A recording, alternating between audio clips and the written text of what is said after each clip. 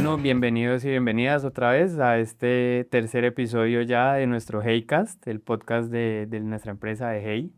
El día de hoy estamos con un invitado súper especial, una persona maravillosa y con una empresa que admiramos mucho y que hemos tenido mucha afinidad entre nuestras dos empresas. El invitado es Julián Galvez. Juli, bienvenido, y la empresa se llama ADB. Muchas gracias, equipo Hey. Me encanta el nombre de ustedes, me parece espectacular esa forma de expresión y ustedes como profesionales y seres humanos, me encanta compartir estos espacios y de verdad gracias por estar en esta compañía, estar en nuestro entorno. Ustedes son parte de nuestra familia, de nuestro ambiente. Pertenecemos al Buró, que es para nosotros una gran iniciativa y de verdad agradezco muchísimo este espacio. No, muchas gracias, Juli. Precisamente quería, menos mal tocaste el tema del buró porque quería comenzar por ahí.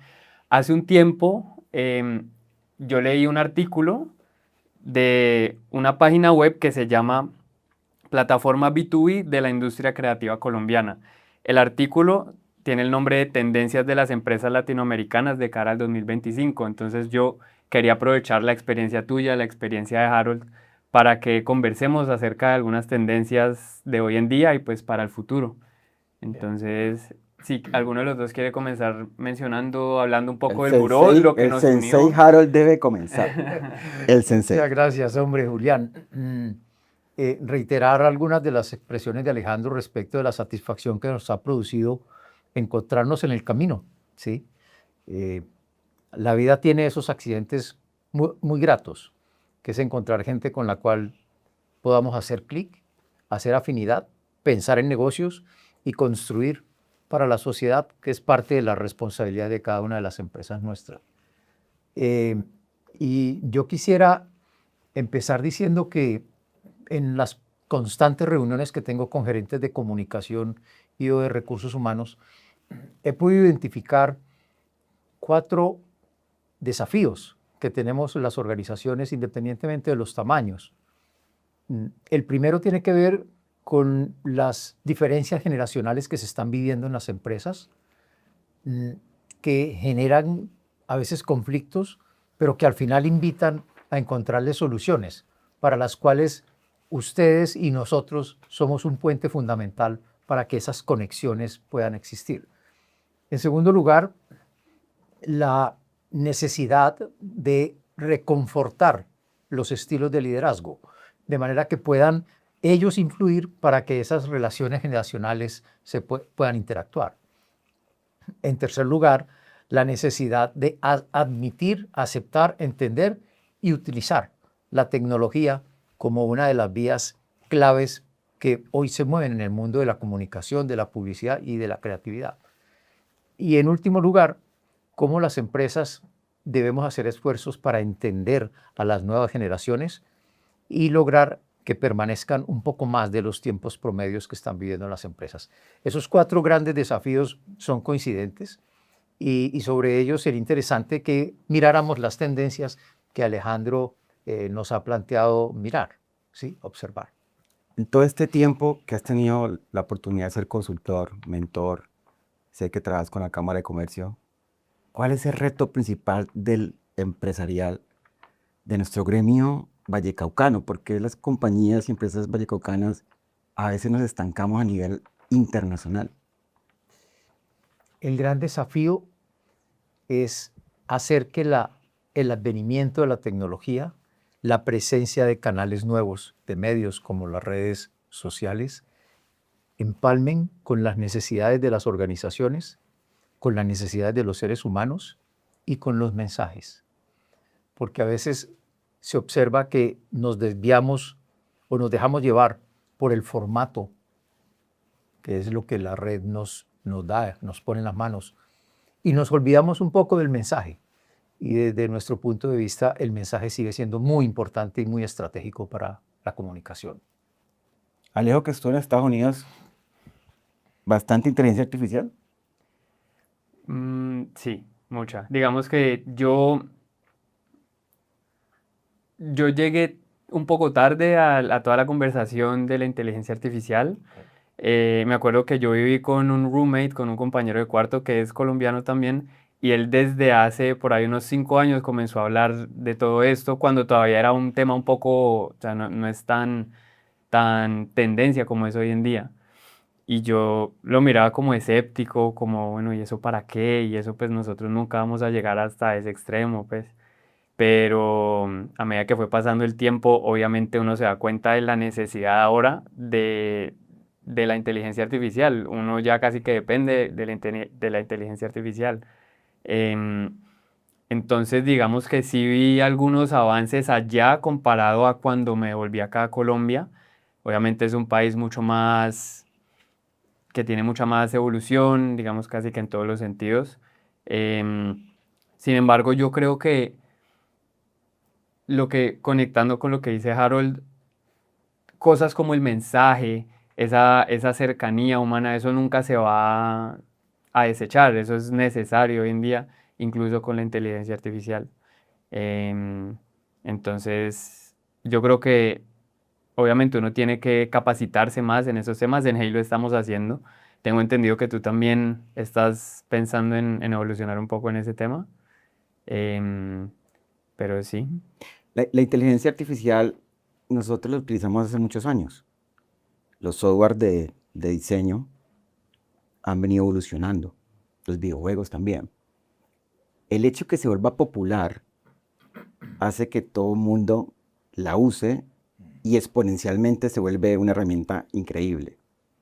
Vamos a hacer, las próximas décadas vamos a tener humanos y humanos artificiales, que va a ser la unión de nuestra identidad creativa humana con una herramienta que fácilmente nos va a superar.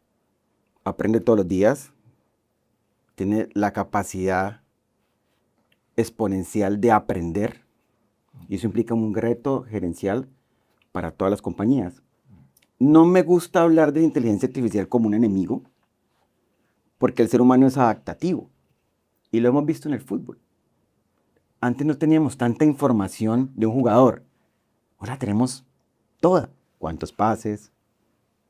Tú que estuviste y que te encanta el fútbol y te apasiona el fútbol, ¿qué ha sido lo que más te ha impresionado que hace ahorita la inteligencia artificial?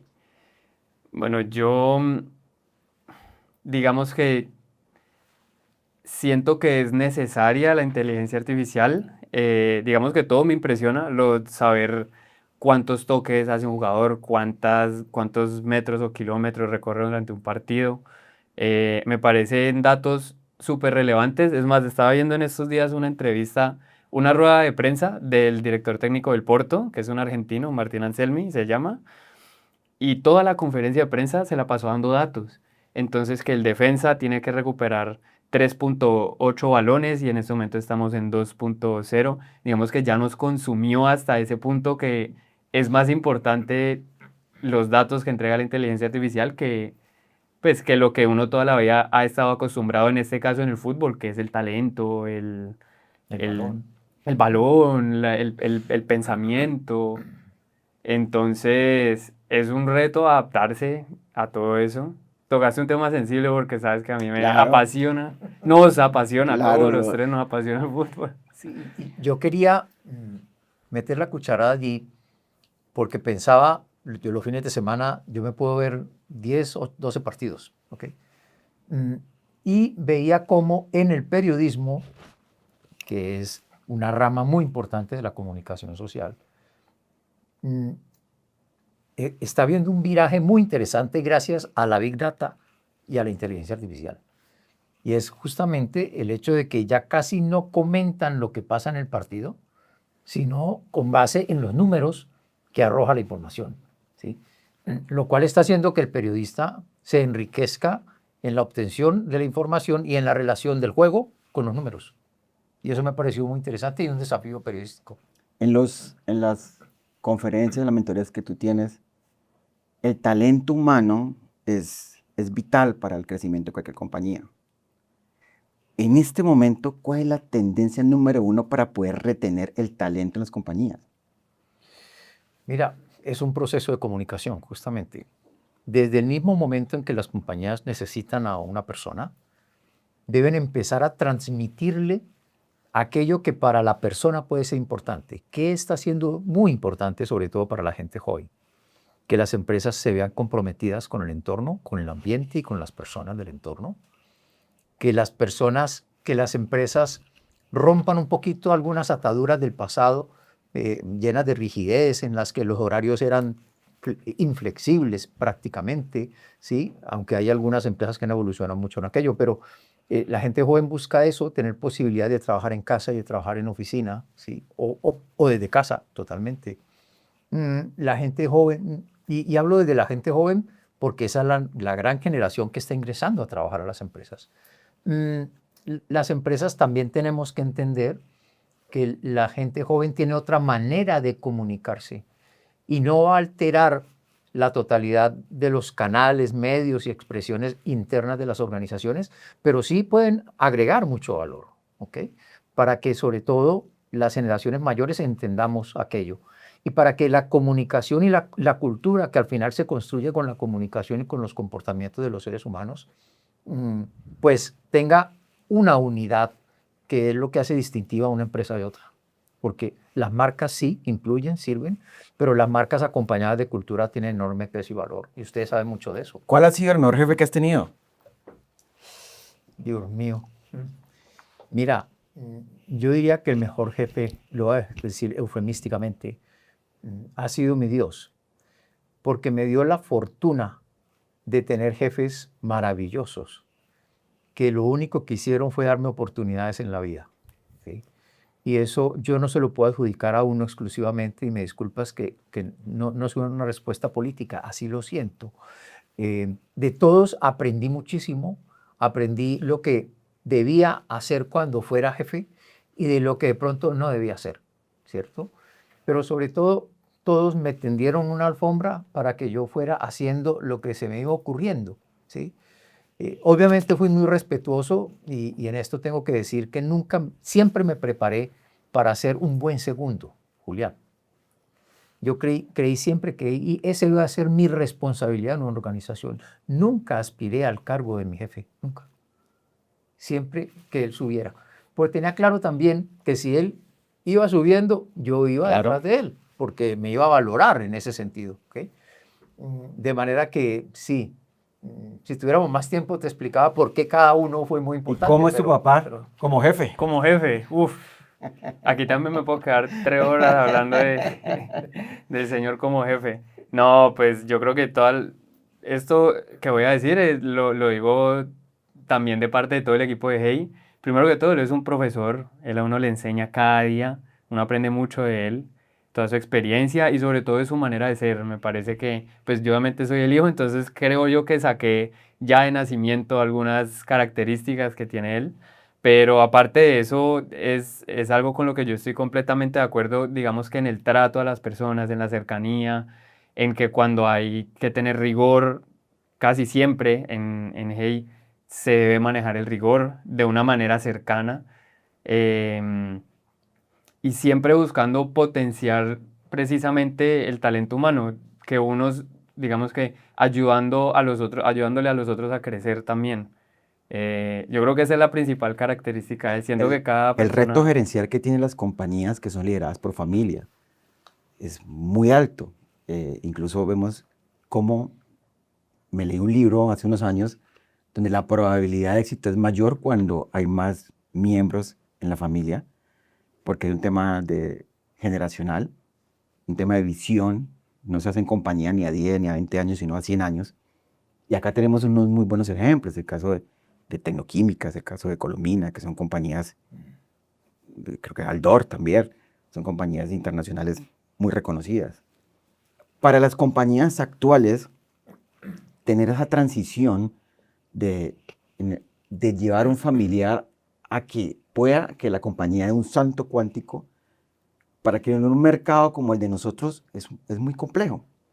En ADB yo tengo la oportunidad de trabajar con mi esposa y hemos hecho un buen trabajo a nivel de dirección y de liderazgo, pero no es nada fácil trabajar en familia. Y creo que el hecho que ustedes lo hagan, lo admiré desde el comienzo, desde que ustedes entraban al buró, de que siempre están en todas las reuniones y están muy sincronizados.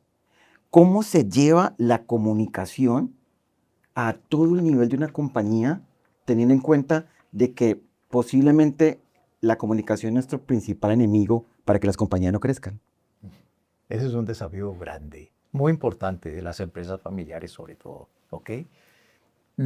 Digamos que esas diferencias generacionales que son evidentes y marcadas, en el caso nuestro lo son, ¿cierto? En mi opinión se resuelven primero con el respeto. O sea, si hay un familiar, si hubiese otro familiar nuestro en la empresa, yo tenía que primero entender quién es, cómo piensa, para de allí traer hacia la organización aquello que nos puede enriquecer y empezar a mentalizarlo acerca de los elementos claves de la organización, de la cultura de Hey, que los tiene, ¿sí? Rigor, compromiso, respeto, confianza, ¿sí? Son elementos claves que funcionan en Hey, pero que a veces se dificultan por la misma familiaridad que genera unos conflictos de poder. No es nuestro caso, pero conozco muchas empresas familiares que incluso se acaban a partir de que cada uno quiere ser el protagonista. ¿Sí?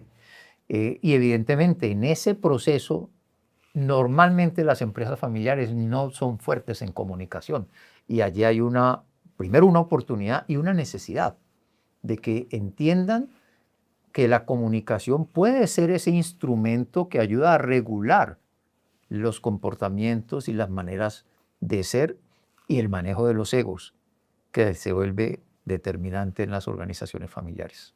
El ego. Sí. Si nosotros podemos definir con 3 palabras, ¿qué ingredientes debería tener un gran líder? La pregunta para Alejandro y para el sensei Harold. 3 nomás, solo 3. 3, sí.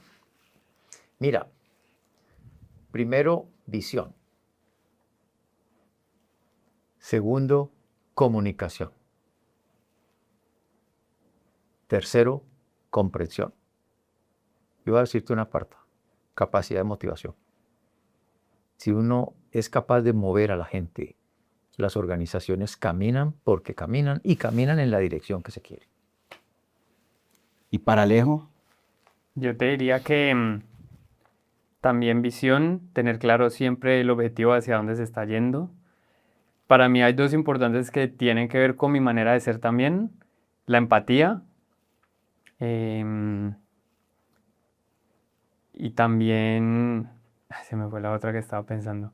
Pero digamos que la empatía me parece crucial porque uno para dirigir un equipo, uno para gerenciar un equipo, uno tiene que también tener en cuenta a las otras personas, tienen que tener en cuenta lo que piensan, lo que quieren. Y una tercera, yo creo que sería carácter también, carácter y convicción de que lo que se está haciendo es lo correcto. El fútbol se parece mucho a la vida y a las empresas también. A veces se juega muy bien y se pierde.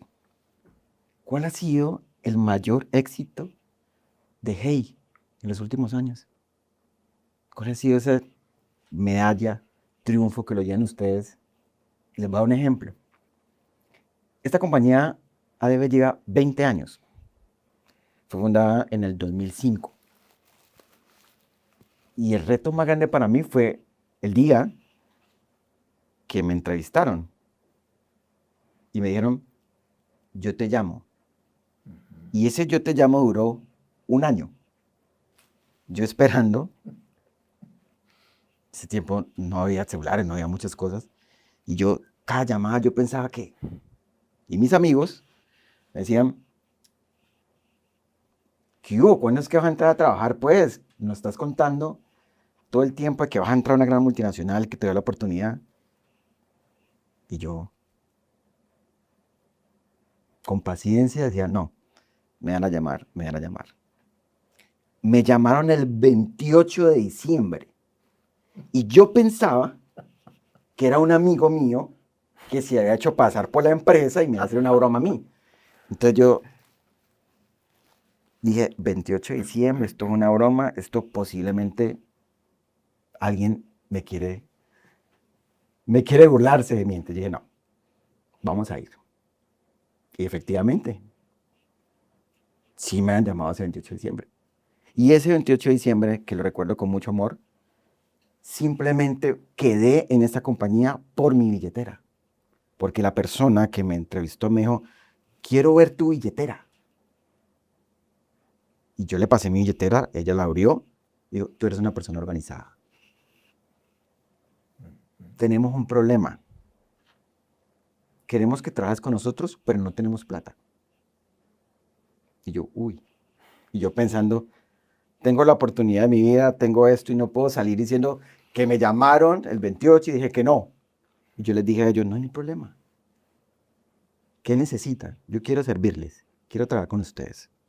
Me dicen, te vamos a pagar cada 4 meses. No tenemos plata, pero en 4 meses te pagamos. Pero en 4 meses tú te colocas tu sueldo. Yo entendí después de los 4 meses que ella me estaba probando. La compañía sí tenía el dinero, pero quería forjar mi carácter. Entonces, los líderes a veces tenemos esos desafíos de entender que a veces las cosas no son como uno quiere. Y fue un proceso de resiliencia mental de decir, yo no puedo rechazar una oportunidad y para mí es un hito, porque si no, no estuviera ADB. Si yo no era confiado en los 4 meses o en la llamada o venir, pues no existía la compañía. Entonces, por eso yo les pregunto a ustedes, ¿cuál ha sido ese hito que diga, esto cambió a Hey, esto me cambió como persona? Y me encanta tocar esos temas. Jarito. Julián, todos los días tenemos esos hitos. Pero yo diría que si hay algo que nos llena y que tenemos en nuestro activo emocional, es ver satisfechos a los clientes con lo que hacemos. Porque no somos unos proveedores de servicios y adoptamos las relaciones como una alianza para el mejoramiento de ambos. Nosotros aprendemos todos los días de los clientes, todos los días. Y tratamos de que ellos también entiendan y aprendan. ¿Okay? Pero si tuviera que destacar algo, yo te diría que los hitos son las cartas o los correos que recibimos de los clientes. Ayer recibí uno que me dejó completamente satisfecho y feliz.